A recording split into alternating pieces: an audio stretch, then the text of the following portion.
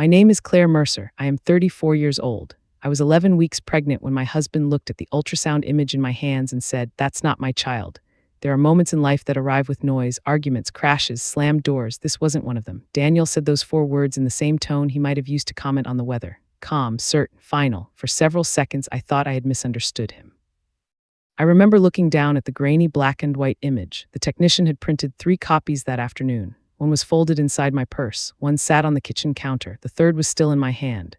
"Daniel," I said quietly, "what are you talking about?" He didn't answer immediately. Instead, he stood from the dining table and walked toward the hallway. The house felt strangely still. Outside, rain tapped softly against the windows. Inside, I could hear the grandfather clock near the staircase marking each second. When he returned, he was carrying a navy duffel bag. At first, I assumed he was leaving. Then he walked past me and began opening closets.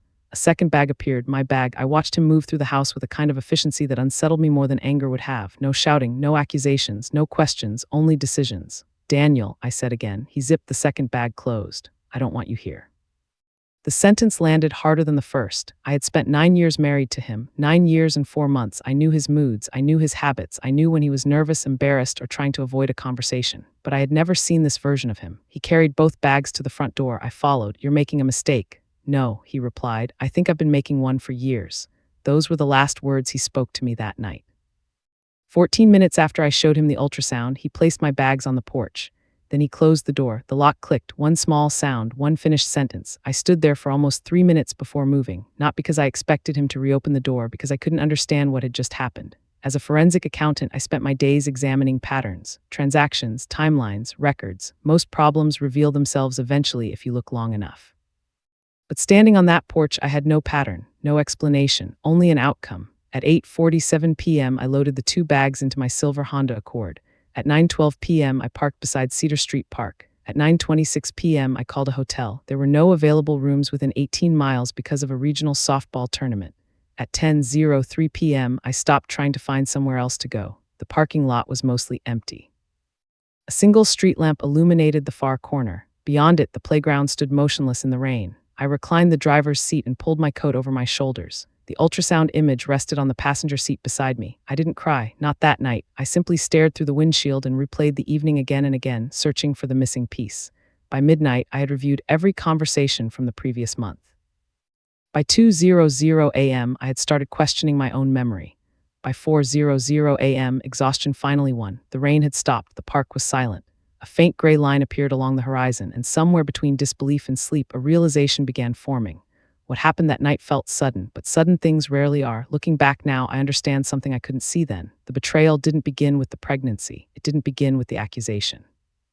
It didn't even begin that evening. That night on Cedar Street was simply the first time the evidence became impossible to ignore. The problem was that I still had no idea how much evidence there really was. The next morning, I woke up in my car outside Cedar Street Park with $2, $73 in loose change pressed into the cup holder, and the ultrasound image bent slightly at the corner from humidity. My name is Claire Mercer. I am 34 years old. The night before still felt unreal, like something that had happened to someone I used to know rather than me. I didn't start this story with Daniel. I started it long before him. I just didn't realize it then. When I was 26, I was already the person people called when things fell apart.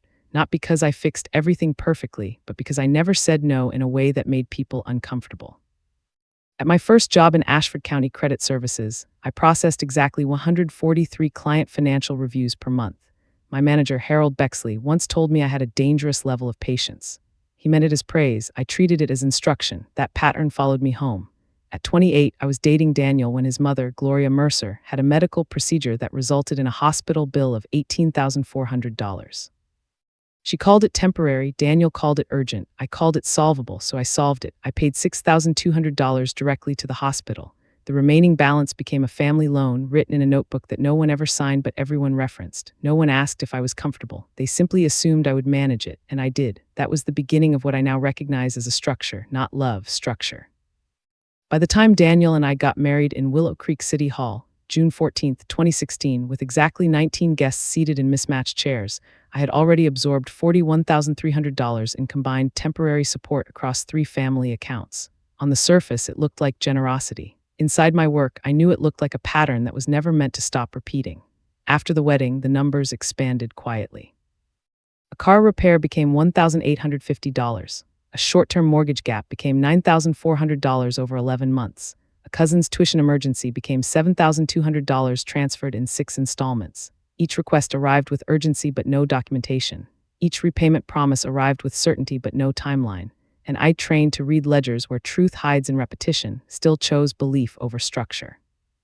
Because every time I hesitated, someone was already thanking me. At family dinners, Gloria would sometimes say, "We don't know what we'd do without Claire." Paige, Daniel's sister, once laughed and added, "She's basically our financial backbone." There were 23 people in those rooms across different gatherings over 4 years, and all of them treated my compliance like affection. Daniel never corrected them. That was its own kind of silence, not approval, not rejection, just absence. The first time I questioned it, I was sitting at our kitchen table at 11:48 p.m. reviewing a spreadsheet I had built from memory because no one else kept records. The total had reached $97,600. I remember speaking out loud to the empty room. "This doesn't balance." Daniel was asleep upstairs. No answer came, so I adjusted the classification instead of the conclusion. That was my real mistake, not generosity, adjustment. In my profession, adjustment is what you do when the data is incomplete, but the system must continue functioning.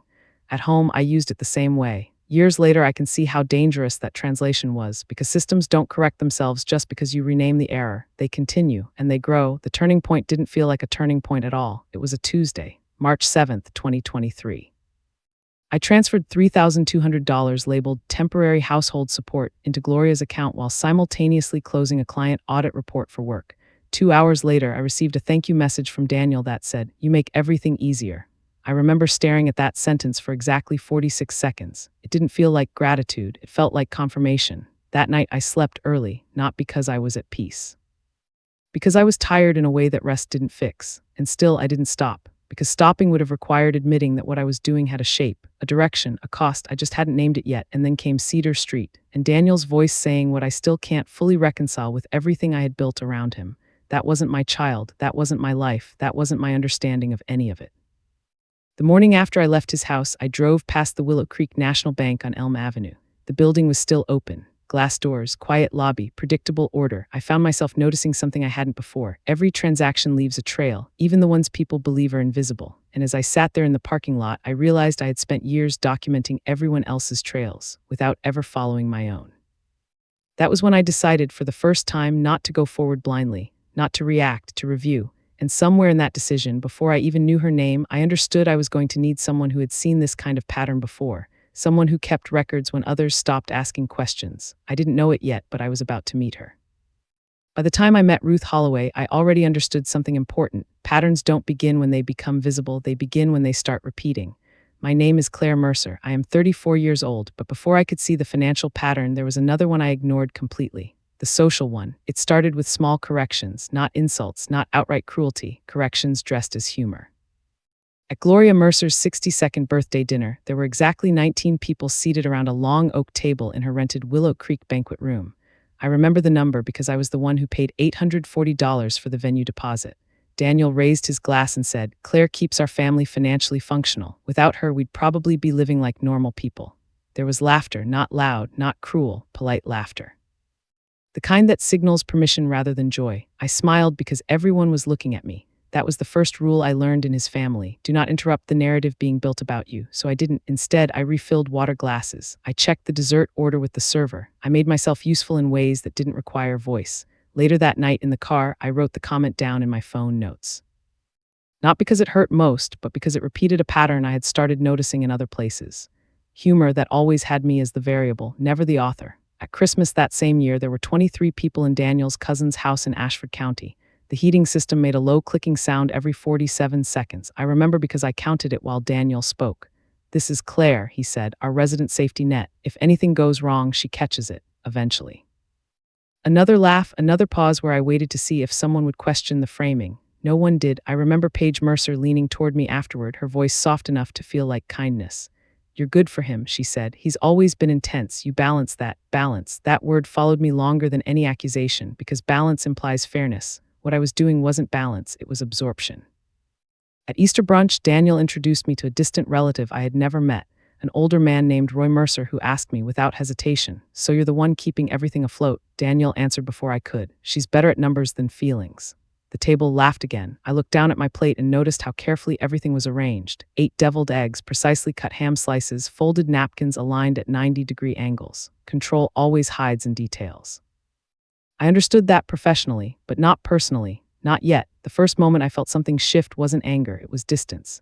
As if I was watching a version of myself from slightly outside my body, observing how consistently I chose silence over correction. At the time, I told myself it was maturity. In my work at Ashford County Credit Services, I had learned that reacting emotionally to incomplete data leads to errors in judgment, so I treated family the same way. Incomplete data, what I didn't calculate was accumulation. Each dinner added another layer, another instance where I was defined without being consulted, another moment where 23 people could agree on a version of me that I had never approved, and I kept attending because attendance looked like stability, stability looked like success, and success, I believed, required endurance. The turning point came at a summer gathering at Cedar Lane Estate, where Gloria hosted 17 relatives for what she called a simple celebration. Daniel arrived late, and I remember him standing beside me before dinner, adjusting his cufflinks. "You don't mind being the responsible one," he said casually. It wasn't a question. It was a reminder of the role I had already accepted in their eyes. I didn't answer. Instead, I watched Paige tell a story about me to a group of cousins, how I once stayed up until 3:12 a.m. fixing a family financial misunderstanding.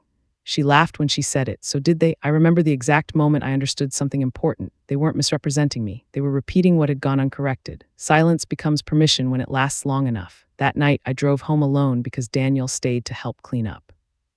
The passenger seat felt unusually empty, not physically, structurally, like something essential had been removed without notice. And still, I did not call it betrayal, not yet, because I didn't have enough evidence to call it anything at all. That is what I told myself. Evidence required patterns. Patterns required time, and I still believed I had time. Weeks later, long after Cedar Street, long after the car park nights began to blur together, I received a message from someone I didn't expect. A number I didn't recognize, a short text. "I used to work at Willow Creek National Bank. I think you should look at your history." No name, no explanation, just that, and attached to it one single file labeled *Mercer Accounts 2019, PDF. I stared at it for 28 seconds before opening it. And that was the moment everything began to change direction. I opened the file at 11:17 p.m. in my apartment on Maple Avenue, where the radiator clicked every 52 seconds and the streetlight outside bent through a half-closed blind. "My name is Claire Mercer. I am 34 years old." The message from the unknown sender still sat at the top of my phone's screen. No follow-up, no explanation. Just that single attachment waiting like a sealed envelope I had already agreed to open without realizing it. I told myself I would look for inconsistencies. That is what I do professionally. Inconsistencies are not accusations. They are simply misalignments in structure. So I began with neutrality, 7 years of household financial records, from June 2016 to August 2023, exactly 94 months.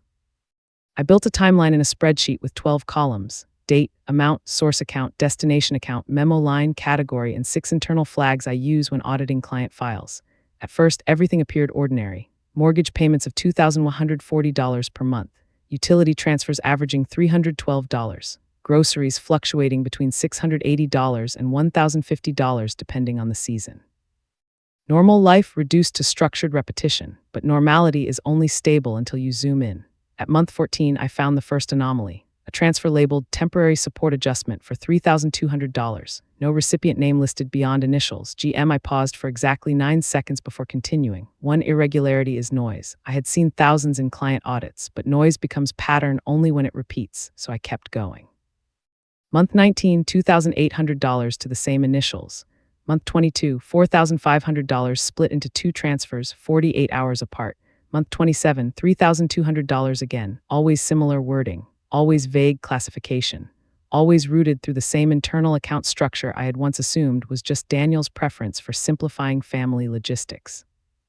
By month 38, I stopped thinking in terms of isolated transactions. I started grouping. That is when the number appeared, $312,480, spread across 94 months, exactly, not approximately, not roughly, exactly. I remember leaning back in my chair, the wooden floor cold against my feet as I recalculated it twice using different filters. Same result every time. Forensic accountant, I know something simple. Consistent totals across long periods are rarely accidental. They are designed, but design requires intent. Intent requires someone to understand the structure they are manipulating. That was the moment Daniel shifted in my mind from subject to system, not emotionally, structurally. I opened a second file and cross-referenced the transfers with external bank confirmations. That is when I saw it. The destination accounts were not random. were clustered. 3 primary recipients emerged: Gloria Mercer, Paige Mercer, and a third account tied to a business registration I did not recognize at first glance: Mercer Holdings LLC, a name I had never signed, never discussed, never approved. I checked timestamps. Every transfer aligned with specific family events: birthday dinners, holiday gatherings, medical emergencies, tuition cycles. Even gaps between payments followed emotional arcs rather than financial necessity. It wasn't chaotic, it was coordinated. At 1:03 a.m., I stood up and walked to the kitchen sink, holding my phone as if distance would change what I was seeing. Water ran for 14 seconds before I realized I hadn't turned on the faucet intentionally. I turned it off and returned to the table. This time, I stopped analyzing like a participant. I switched roles, from affected party to auditor. That is when the structure became visible. 94 months. $312,480, $3 recipient clusters, 1 central account funneling everything, and 1 signature pattern repeating every time documentation was absent. No invoices, no signed agreements, no repayment records, only memory-based justification. Claire said it was fine. She handles these things. She always helps. At 1:26 a.m., I whispered something into the empty apartment without meaning to. That's not documentation. It wasn't anger, it was classification, a correction. At 2:11 a.m., I received another message from the unknown number. Just one line: "You're looking at it the right way." No name, no identity, no proof of who had sent the file, but attached this time was something physical. A scanned copy of a bank internal memo dated April 4, 2022. Stamped, archived, confidential. And at the bottom, a signature I recognized immediately from my professional life: Ruth Holloway, Compliance Review Division. I had never met her, but I knew her reputation: precise, unemotional, unmistakably thorough. At 2:43 a.m., I wrote her name into a separate document, not as a contact, as a variable, because variables, when introduced at the right time, change everything that follows.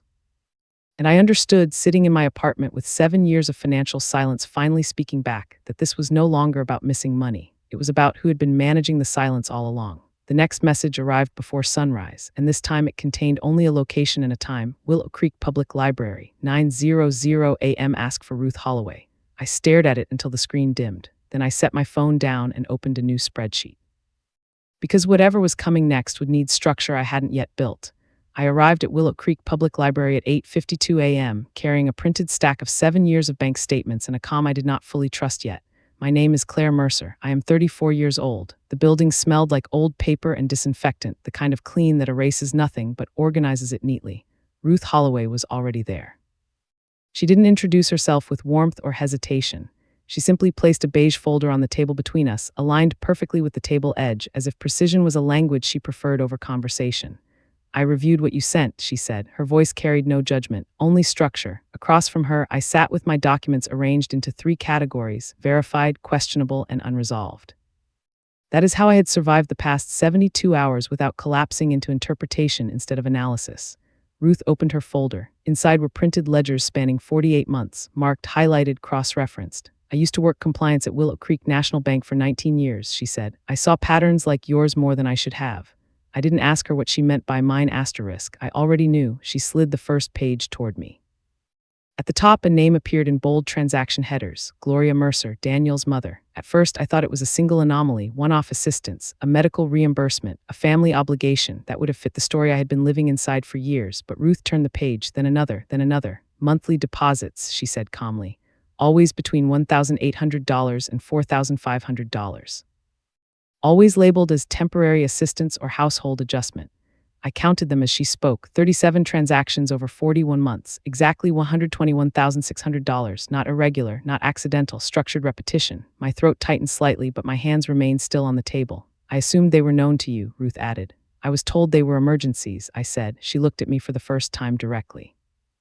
"Emergencies don't repeat on schedules." That sentence landed cleanly. No emotion attached, just fact. She opened the second section of the folder: Paige Mercer, Daniel's sister. At first, the transfers looked smaller, more fragmented: $650, $920, $1,200, but spread across 31 months, the total reached $41,780, each memo line different, each justification vague. Travel support, temporary gap coverage, educational adjustment. I realized as I read that the language itself had been engineered to avoid accumulation awareness. Individually, each entry felt survivable. Together, they formed something else entirely, a system designed to remain invisible until it was too late to name it. Ruth didn't speak for 18 seconds while I reviewed the pages. Then she placed the final section down. No hesitation, no preface. "Just Mercer Holdings LLC, a corporate account I had never authorized. Over 94 months, it had received $149,100 routed through layered internal transfers. That entity, Ruth said, tapping the page once, was registered by Daniel Mercer 6 years and 8 months ago. I looked at the signature line. It matched forms I had unknowingly validated through shared financial access permissions I had never questioned deeply enough to isolate. I exhaled slowly through my nose, not in disbelief, in confirmation, because now the structure had shape. Gloria, Page, Mercer Holdings LLC, 3 endpoints, 1 source, me. Ruth leaned back slightly. There's something else. She reached into the folder again and placed a smaller document on top, bank access logs. My name appeared repeatedly under authorization timestamps I did not remember initiating. I flagged the pattern last year, she said. Without a formal complaint, it stayed inactive. A silence followed that was not emotional, it was procedural. I began connecting what I now understood. This was not a series of family requests, it was a controlled extraction system operating through assumed consent. Daniel had not only participated, he had structured it, and I had maintained it through silence, not because I agreed, because I never verified. Ruth closed her folder slowly. I shouldn't be the one telling you this, she said. I know, I replied. That was the first moment I felt something shift, not in anger, but in scope. Because betrayal inside a marriage is one boundary, but what I was seeing now crossed beyond that. It included documented design, repeated extraction, and coordinated benefit distribution across multiple identities who had all learned to call it love, necessity, or family support. Ruth slid a final item across the table, a handwritten note, just one line. If you're seeing this clearly, they already know you're looking. No signature, no explanation. I held it for exactly 6 seconds before folding it back into the file. Outside the library windows, Willow Creek traffic moved normally, cars stopping at lights, pedestrians crossing without urgency. Inside, my reality had reorganized itself into something sharper, not louder, just precise. I closed the folder and spoke for the first time since arriving. Where does Mercer Holdings receive its primary routing instructions? Ruth didn't answer immediately. She simply stood, adjusted the strap of her bag, and looked toward the exit. Then she said, "That's the part I wasn't clear to show you in writing." And she started walking toward the door. I gathered my documents and followed her without asking why, because whatever came next was no longer inside the file. It was waiting somewhere else. We walked out of Willow Creek Public Library at 9:41 a.m., the air outside colder than I remembered, as if the town had adjusted its temperature to match what I had just learned. My name is Claire Mercer. I am 34 years old. Ruth didn't speak until we reached the corner of Elm Avenue and the small bus stop bench where the paint had peeled into thin white curls. Then she said, "This isn't the first time I've seen your name attached to a pattern like this." That was the first time I realized she wasn't just reacting to my case. She had been recognizing it. I turned toward her. "Where would you have seen it before?" She hesitated for exactly 4 seconds, not uncertainty, measurement. "Willow Creek National Bank," she said, "Branch Compliance Division. I retired 2 years and 3 months ago." The name clicked into place slowly. I had never met Ruth Holloway formally, but I had seen her initials on audit summaries during client reviews, RHComp, stamped in small gray font beneath finalized reports I used as reference templates in my own work. She had been part of the system I trusted, and now she was standing beside me outside of it. Ruth reached into her coat pocket and pulled out a second folder, thinner than the one at the library, but older at the edges, as if it had been carried longer than it had been opened.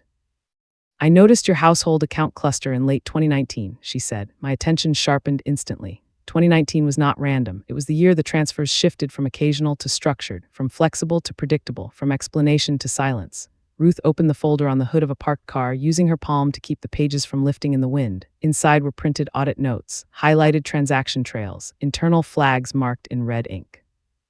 "I escalated it twice," she said. "Once in March 2020, again in October 2021. I scanned the first page. My name appeared in the header, account holder Claire Mercer, status, monitored discretionary family support stream. That phrasing made something in my chest tighten slightly, not emotionally, but structurally, because discretionary implied permission, and I had never granted it." Ruth continued, her voice steady. "Every time I flagged it, the access permissions were reinforced at a higher level."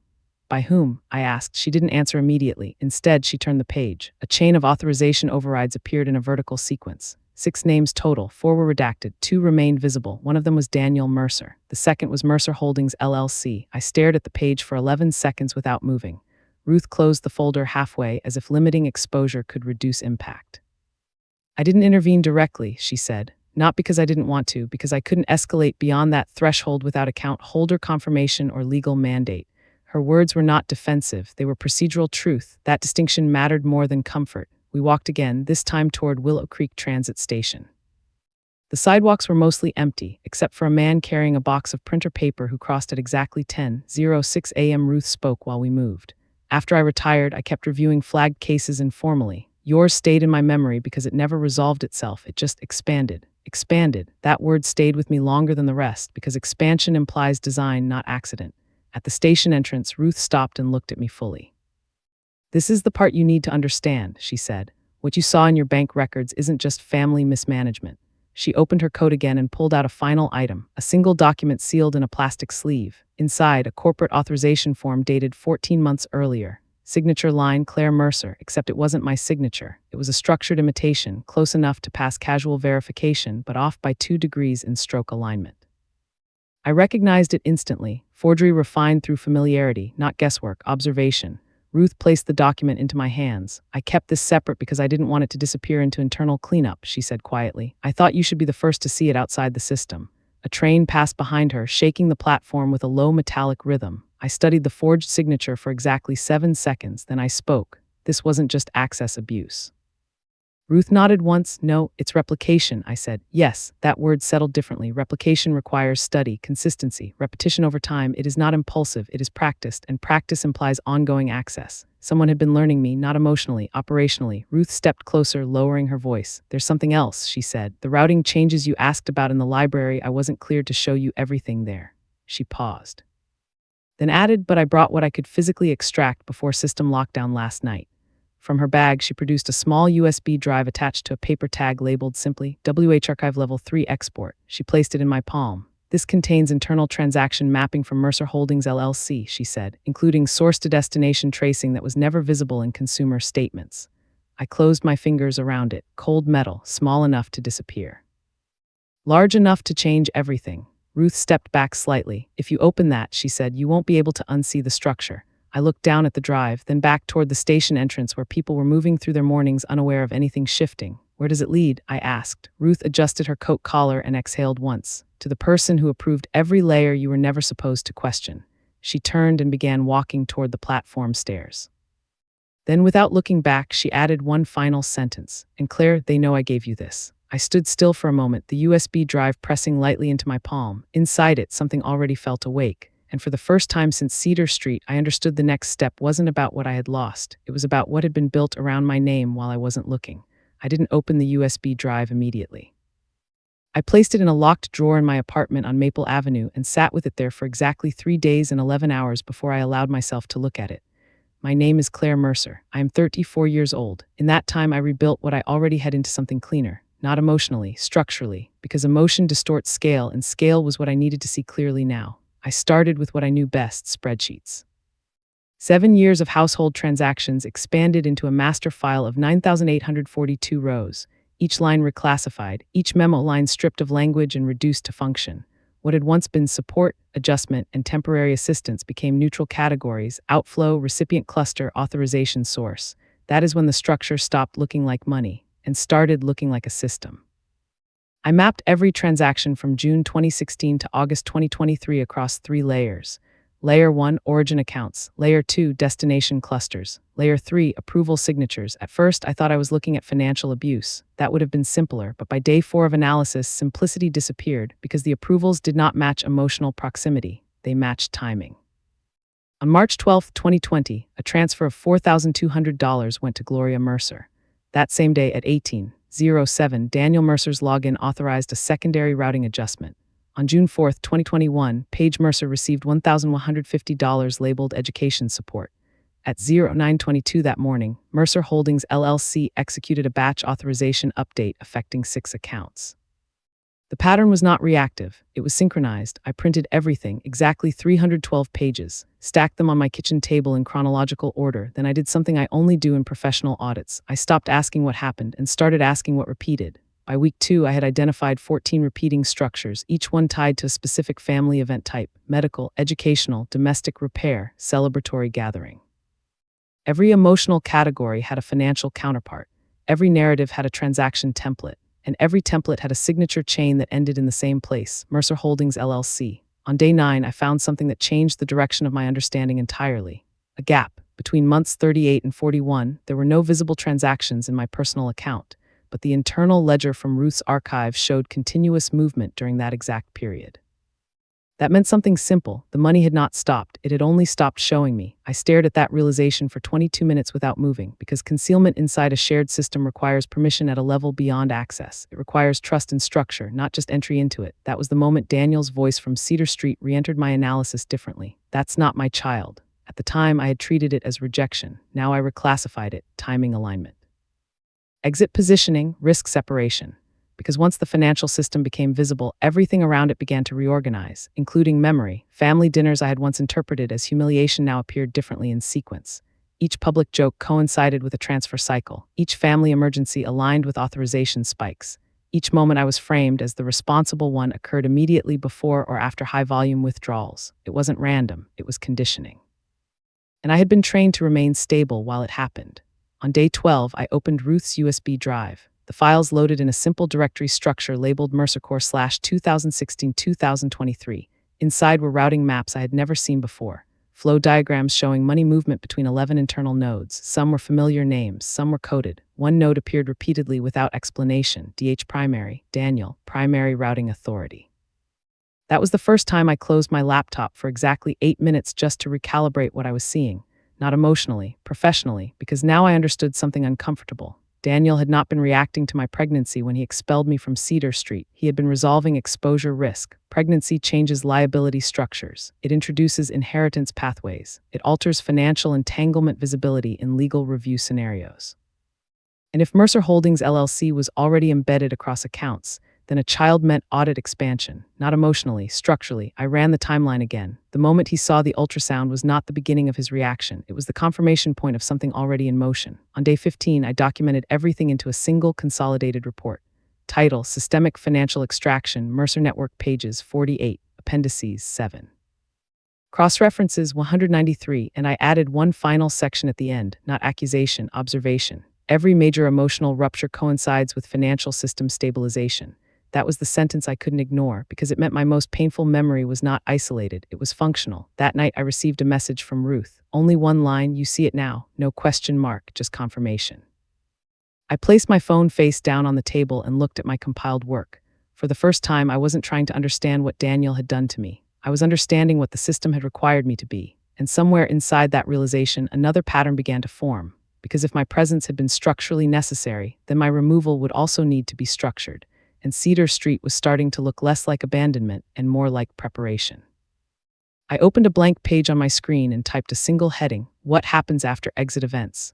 And I began building the next layer of the system, not knowing yet that someone somewhere had already noticed the exact moment I stopped being predictable. The email arrived at 7:18 a.m., marked with a subject line that felt deliberately ordinary: "Family Gathering, Willow Creek Hall, June 22nd.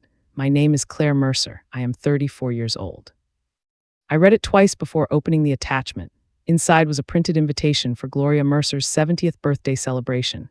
23 family members had already confirmed attendance. I counted the names slowly, not because I didn't recognize them, but because I needed to confirm the structure had not changed since I last saw it. It hadn't. Same network, same roles, same audience. Daniel's name was listed near the top as expected. Page followed.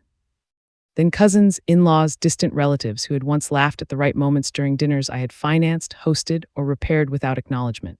The RSVP deadline was listed as June 10th, exactly 12 days from when I received it. I closed the email and sat at my kitchen table on Maple Avenue, where my consolidated report still sat open on my laptop screen from the night before. Page 48. Final line: "Exit events require narrative control to maintain structural integrity." I stared at that sentence for 17 seconds, then I minimized the document. At that point, I understood something simple about systems: they don't collapse when exposed, they adapt, and this invitation wasn't sentimental, it was adaptive. I spent the next 3 days reviewing everything I had compiled: 9,842 transactions, 1 Mercer network map, 14 behavioral financial cycles, and one central truth I could no longer ignore: every emotional performance I had been part of had always had an audience precisely large enough to validate the story being told. 23 people wasn't accidental, it was calibrated. On day 4, I called Ruth Holloway. She answered on the second ring. "I received the invitation," I said. "I assumed you would," she replied. Her tone was steady as always, no curiosity, only confirmation. "I want to attend," I said. A pause followed, exactly 6 seconds, not surprise, assessment. "Why?" she asked. I looked at my screen where Daniel's name sat among 23 others. "Because the narrative is still running," I said, "and I need to see where it stabilizes." Ruth didn't respond immediately. Then she said, "If you go in as a subject, you'll be absorbed." I'm not going as a subject, I replied. Another pause, shorter this time. What are you going as? She asked. I opened a new folder on my desktop labeled Gloria 70 Prep. Inside it, I began organizing every document into three categories: transactional proof, authorization chain, and narrative contradiction points. I'm going with structure, I said. That was the first time I heard something like approval in her silence. On day 6, I printed everything, exactly 214 pages, bound in three separate folders with labeled tabs, not to overwhelm, to align. At 9:03 a.m. on day 8, I received another message. This time from Daniel, no greeting, just a single line: "It would be better if you didn't come." I read it once, then again. I noted the timing: early morning, pre-work hours, low likelihood of immediate family consultation. It wasn't emotional, it was coordinated messaging. I replied with nothing, because acknowledgement is a form of participation. Instead, I placed the phone face down and continued organizing my materials. 8:10, Ruth met me at Willow Creek Central Archive Cafe. She didn't bring a folder this time. She brought a sealed envelope. Inside was a seating diagram for Gloria Mercer's birthday. 23 chairs arranged in a semicircle facing a raised platform. The stage is intentional, she said. It centers narrative control. I studied the diagram. Daniel was seated closest to Gloria, Paige on his right, 3 seats between me and any immediate family cluster. That spacing was not social. It was strategic. Ruth slid the envelope back into her bag. "You understand what they expect?" she asked. I nodded. "Reaction," I said. She watched me for a moment, then added, "And if you don't give it, then the structure changes," I replied. That was the first time she looked at me with something closer to concern, not for what I would do, but for what would remain afterward. On the morning of the event, I stood in my apartment for exactly 11 minutes before leaving. My folders were in a structured briefcase, 214 pages reduced to controlled order. No additional notes, no emotional annotations, just evidence aligned by sequence. As I stepped out onto Maple Avenue, I understood something I hadn't before. This wasn't about confrontation. It wasn't even about exposure. It was about whether a system built on silence could survive documentation in real time. And somewhere in Willow Creek Hall, 23 people were already sitting down to decide which version of me they believed was real. I adjusted my coat, closed the door behind me, and began walking toward the version of the story they had already prepared to tell. Willow Creek Hall looked exactly as it had been described in the invitation: polished wood floors, warm lighting, and a raised platform designed to make speech feel like authority. My name is Claire Mercer. I am 34 years old. I arrived at 6:41 p.m., 19 minutes before the official start time. 23 chairs were already filled. I counted them the moment I stepped inside, not out of anxiety, but calibration. This was the same number that had followed me through years of dinners, jokes, and financial silence. Now it was physical, visible, contained in one room. Gloria Mercer sat at the center of the raised platform, wearing a deep burgundy dress. Daniel stood slightly behind her chair, positioned as if he had always been part of the structure rather than standing inside it. His eyes found me immediately. No surprise, only confirmation. I took my seat exactly where the diagram had indicated, 3 chairs removed from Paige Mercer, 5 from Daniel, positioned within observation distance but outside immediate narrative influence. The room continued to fill with soft conversation, clinking glasses, controlled laughter. At 7:12 p.m., dinner was served. At 7:26 p.m., Daniel stood. The room shifted instantly, not physically, behaviorally. That is what systems do when a central node activates. "Before we start," Daniel said, lifting his glass, "I think we should acknowledge something important." 23 heads turned toward him. Gloria smiled in anticipation. Paige leaned forward slightly. I remained still. "I want to talk about Claire," he said. My name moved through the room like an expected phrase finally arriving on schedule. He continued. "There's been a lot of misunderstanding over the past few months," he said, "especially regarding her pregnancy claims." A subtle pause, not hesitation, placement. "She knows what she said," Daniel added, "and I think we all deserve clarity about why she left when things became complicated." There it was, the narrative frame, simple, controlled, familiar. I watched 23 reactions unfold in sequence. Gloria's expression tightened by 2 degrees. Paige shifted her glass from left hand to right. 2 cousins exchanged a glance lasting exactly 14 seconds. No one interrupted. They were waiting for the pattern they knew, the version where I absorbed, explained, or corrected quietly later. I stood up, not quickly, not dramatically, just precisely. The movement recalibrated the room. Daniel paused, not because I interrupted him. Because I didn't follow expected timing. I walked to the side table where event materials were stacked: Gloria's printed program sheets, seating confirmations, and gift acknowledgments. From my briefcase, I removed the first folder, 214 pages bound in structured order. I placed it on the table. No sound beyond paper meeting wood. "This," I said, "is 7 years of financial transactions between June 2016 and August 2023. No emotion in my voice. Only classification. Daniel exhaled sharply. "Claire, this isn't," I continued. $312,480 transferred across 94 months, I said, documented across 3 recipient clusters, Gloria Mercer, Paige Mercer, and Mercer Holdings, LLC. A silence began forming, not emotional yet, structural. I opened the second folder. Every transaction is mapped to authorization timestamps, I said, including overrides from Daniel Mercer and corporate routing approval through Mercer Holdings, LLC. Paige shifted in her seat. Gloria stopped smiling. I placed the second folder down. This is not interpretation, I added. It is replication of bank-certified records. Daniel stepped forward slightly, his voice lowered. You're turning family into something it's not. I looked at him directly for the first time that evening. Family is not the dataset, I said. A murmur moved through the room, small, unstable. I opened the third folder. This one contained Ruth Holloway's archive extracts, bank compliance flags, internal audit notes, forged authorization samples. I placed it down carefully. This, I said, is the compliance history of the same accounts, reviewed and flagged in 2019, 2020, and 2021. Gloria's voice finally entered the room. Claire, I did not raise my voice. I did not interrupt her tone. I simply turned one page and placed it facing the table. A forged signature sample, my name, not mine, structured imitation at 98% similarity. The room stopped responding in fragments. It began responding as one unit. Silence expanded, not empty silence, full silence. Daniel stepped closer now, tension visible in his posture for the first time since Cedar Street. This is harassment, he said. I nodded once, acknowledging the classification attempt. Then I said, on March 7th, 2023, a transfer of $3,200 was authorized under my identity without my initiation. That transaction coincided with a scheduled family financial cycle labeled Support Adjustment Phase. I turned another page. On June 12, 2022, Mercer Holdings, LLC rerouted $11,400 across internal accounts within 6 hours of a family event labeled as emergency medical support. I looked up. Every emotional justification corresponds to a financial execution window. Paige stood halfway, then stopped, her hand still on the chair. Gloria's breathing became visible, not dramatic, measured. I placed the final document on the table. Ruth Holloway's compliance confirmation, stamped, official. The system has been active for 94 months, I said, and documented across 11 interlinked accounts. No one spoke, not because they disagreed. Because disagreement requires a structure to stand on, and I had just removed it. Daniel's voice dropped lower. You were always bad at understanding context, he said. I interrupted him for the first time, not emotionally, logically. I understand context, I said. I understand that my name appears on every authorization layer. I understand that absence of objection was interpreted as consent. And I understand that systems only persist when no one documents them. A chair scraped lightly behind me. Someone had shifted, but no one left. That mattered, because leaving would have been narrative escape, and they were no longer sure which narrative remained available. I stepped back from the table, not in retreat, in completion of delivery. The folders remained in the center like a new axis. Daniel looked at them, then at me. For the first time, there was no performance in his expression. Only calculation, and behind him, Gloria Mercer sat very still, as if movement might confirm something irreversible. I turned slightly toward the exit, but I did not leave yet, because systems do not end at exposure. They end at response, and I needed to see what response this room would choose when silence was no longer enough to protect it. The silence after my presentation didn't break immediately. It stretched, not empty, pressurized. Like the room itself was recalculating what it had just witnessed in 312 pages of structure.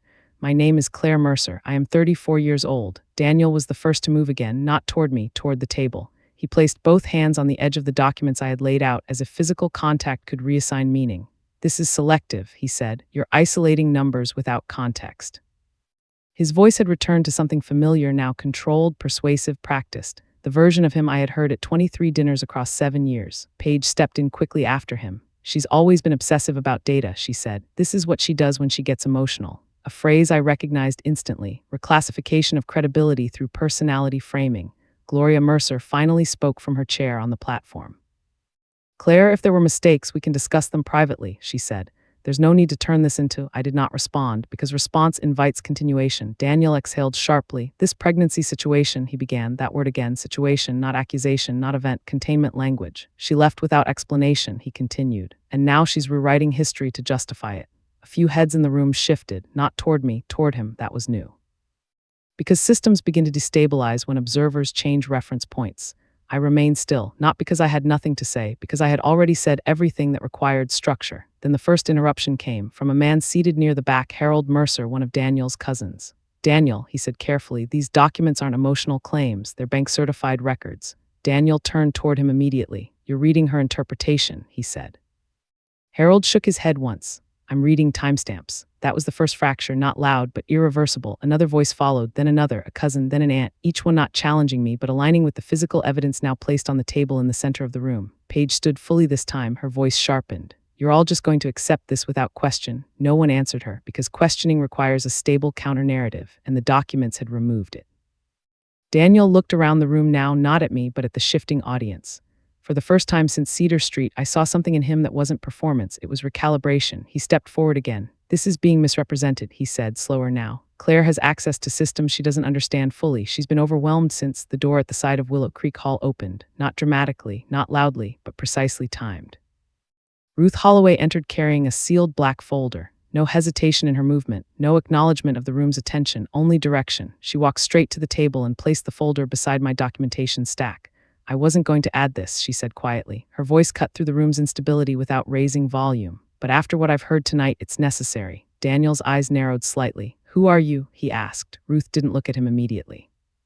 She opened the folder first. Inside was a printed recorded transcript log and a bank compliance certification file. She turned one page and placed it forward. This is a recorded internal compliance review, she said. From April 4, 2022, conducted after flagged irregularities in Mercer Holdings LLC routing authority. She paused, then added, it confirms unauthorized signature replication under Claire Mercer's identity. A shift moved through the room. Not emotional, legal. Daniel's posture changed slightly, just enough to register. Ruth continued. The audit also confirms multi-level authorization bypassing through DH primary routing, which was never initiated by the account holder. She turned another page, and this is the recorded statement from Internal Systems Administrator acknowledging manual override of consent validation protocols. Gloria's hand tightened on the armrest of her chair. Paige sat down slowly, not defeated. Recalibrating, Daniel stepped forward again. This is internal policy language, he said quickly. It doesn't prove intent, it doesn't. Ruth interrupted him for the first time, not sharply, just directly. It proves access, she said. A silence followed, different from before. This one had no tension left to absorb, only exposure. Ruth closed the folder halfway, then looked at the room, not at me, not at Daniel, but at all 23 people collectively. Then she asked the question. Slowly, clearly, if Claire was funding all of this, she said, who exactly were you protecting? No one answered immediately because the question did not require opinion. It required structure, and structure had already collapsed. Daniel didn't speak. For the first time, he didn't correct, redirect, or reframe. He simply looked at the table, at the documents, at the system that no longer responded to him, and in that silence, I understood something final. The narrative was no longer his to adjust. It was becoming something else entirely, and someone in this room had just begun deciding what that would mean next. The room did not explode into chaos after Ruth's question. It did something quieter. It emptied itself of certainty. My name is Claire Mercer. I am 34 years old. What followed Willow Creek Hall wasn't a collapse in the way people imagine collapse. There were no raised voices that carried into headlines. No dramatic exits timed for impact. Only small, irreversible decisions made in the days after silence stopped being protective. I left the hall at 9:18 p.m. with Ruth walking beside me for exactly 140 meters before she turned toward her car. Neither of us spoke until then. You'll hear from legal channels within 72 hours, she said. I nodded, not because I was calm, because I was already past reaction. The first official notice arrived 38 hours later. Then another at 52 hours. Then a structured sequence of communications from 3 separate institutions: Willow Creek National Bank, Mercer Holdings LLC legal representation, and an independent audit authority assigned after escalation thresholds were met. Each document used language that avoided emotion entirely. Verification required. Account structure review initiated. Authorization integrity reassessment in progress. I read every page twice. Not for understanding, for consistency. Daniel did not contact me directly during the first 11 days. That absence was also data. When communication resumed, it came through legal intermediaries. Short statements, denials framed as clarification requests, requests framed as misunderstandings. But the structure no longer required my interpretation. It required validation, and validation, once triggered, does not move backward. By week 3, 7 accounts connected to Mercer Holdings LLC were placed under temporary restriction. By week 6, internal audit confirmed $214,000 of the $312,480 traced funds were eligible for reclassification and partial recovery pending procedural resolution. Not everything returned. Systems rarely restore what they correct. They only stabilize what remains.